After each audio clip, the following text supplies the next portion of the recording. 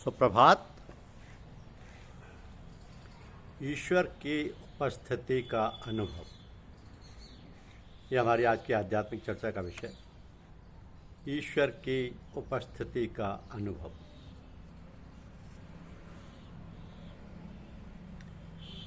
सुमिरन करने वाला व्यक्ति जानता है कि ईश्वर प्रत्येक स्थान पर विद्यमान है, घट घट में समाया हुआ है।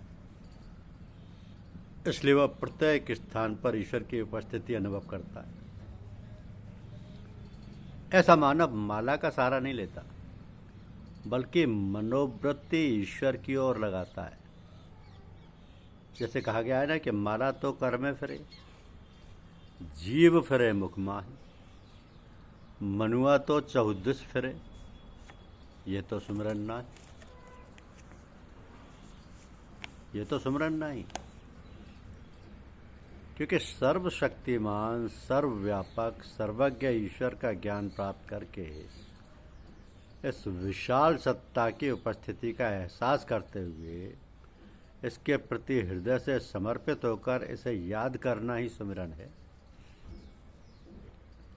तो सुमिरन आनंदमय जीवन का आधार है। इससे मानव चिंता रहित तथा तनाव मुक्त होता है। निराकार ईश्वर एक असीम शक्ति है, एक ऊर्जा है, ऐसी ऊर्जा जिसके द्वारा संपूर्ण सृष्टि संचालित होती है।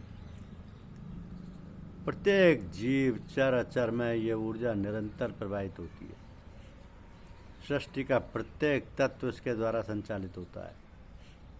तो ब्रह्म ज्ञान प्राप्त करने के पश्चात जब भक्त सद्गुरु द्वारा प्रदान किए गए शब्द का उच्चारण उसी ऊर्जा ईश्वर का एहसास करते हुए करता है तो वह सुमिरन कहलाता है।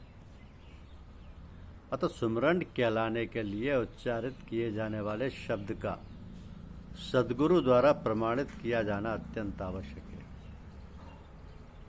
क्योंकि सुमिरन में असीम शक्ति है।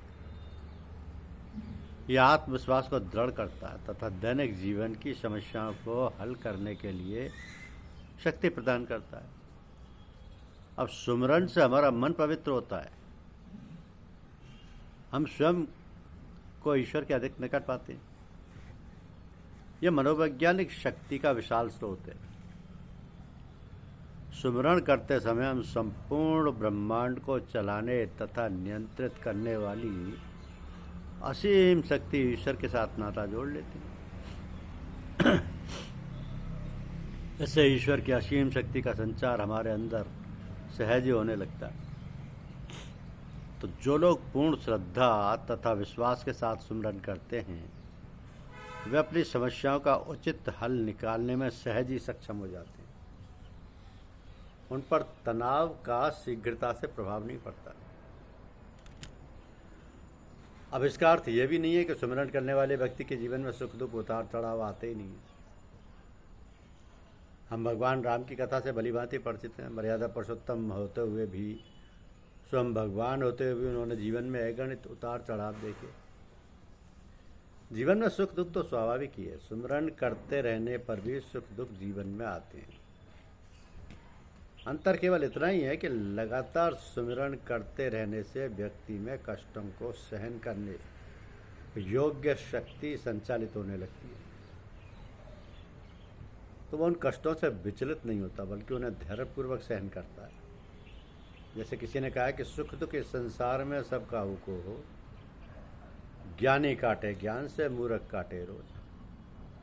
तो जिस प्रकार कार में बैठकर यात्रा करते समय झटके लगने लगे तो स्वाभाविक ही है, परंतु कार में लगे शॉक एब्जॉर्बर सवारी को झटके लगने के बावजूद भी उनका अनुभव नहीं होने देती। इसी प्रकार लगातार सुमिरन करने वाले व्यक्ति को सुख दुख आते हुए भी विचलित नहीं कर पाते। तो सुमिरन का केवल व्यक्ति विशेष पर ही असर नहीं होता, बल्कि इससे व्यक्ति के चारों ओर का वातावरण भी प्रभावित होता है। लगातार सुमिरन करने वाले व्यक्ति में से शांति, सद्भाव तथा संतोष की किरणें प्रवाहित होकर वातावरण को पवित्र कर देती हैं। लगातार सुमिरन करने वाले महापुरुषों की सोच के अनुसार वातावरण परिवर्तित होता है। तो ऐसा महापुरुष यदि शांति स्थापित करने का विचार करे तो वातावरण परिवर्तित होता है। ऐसे व्यक्ति के बारे में ही कहा जाता है कि उसकी जिह्वा पर सरस्वती विराजमान है, अथवा वह कल्प वृक्ष के नीचे बैठा है। जो सोचता अथवा बोलता है वही सत्य हो जाता है। इसलिए महापुरुष सकारात्मक सोचने के लिए कहते हैं। तो सुमिरन कर्म कांडों का गुलाम नहीं और ना ही इसके लिए विशेष स्थान की आवश्यकता है। ईश्वर तो सर्वव्यापक है, इसलिए जहाँ भी बैठकर हम सुमिरन करें वही स्थान पवित्र हो जाता है। सुमिरन के लिए किसी पुस्तक विशेष की भी आवश्यकता नहीं होती। सुमिरन करते समय सद्गुरु द्वारा प्रदान किए गए मंत्र का हूबहू उच्चारण करना चाहिए। सुमिरन करते समय ईश्वर का एहसास, श्रद्धा एवं भक्ति भाव अत्यंत महत्वपूर्ण है, क्योंकि सुमिरन दिल से किया जाता है, ना कि बुद्धि से। अब ईश्वर मूक सुमिरन भी सुनता है, इसमें भावना तथा विश्वास दोनों ही महत्वपूर्ण है। क्योंकि सुमिरन के लिए विशेष मुद्रा में बैठना आवश्यक नहीं, यह उठते बैठते, खाते पीते, सोते जगते, चलते फिरते हर समय किया जा सकता है। महात्मा कबीर ने इसके बारे में कहा है कि सुमिरन की सुध यूं करो ज्यों गागर पनिहार, हाले डोले सूरत में कहे कबीर विचार। तो सुमिरन करने वाला व्यक्ति जानता है कि ईश्वर प्रत्येक स्थान पर विद्यमान है, घट घट में समाया है। वास्तव में सुमिरन वो मानव भी कर सकता है जिसने सद्गुरु से ब्रह्म ज्ञान प्राप्त किया है। ऐसे सत्य का ज्ञान जो समय स्थान आदि के परिवर्तन के साथ परिवर्तित नहीं होता, जो सदा एक रहता है, ऐसा व्यक्ति ईश्वर की हर समय, हर स्थान, हर दशा में अनुभूति कर पाता है। तो वह सुमिरन नाम का नहीं बल्कि उस शक्ति का करता है जिसका वह नाम है। उसके लिए स्थान नहीं बल्कि जिस शक्ति की याद में वो तीर्थ स्थान बनाए गए वो महत्वपूर्ण है। धन्यवाद। YouTube चैनल को लाइक और सब्सक्राइब अवश्य कीजिए। शुक्रिया।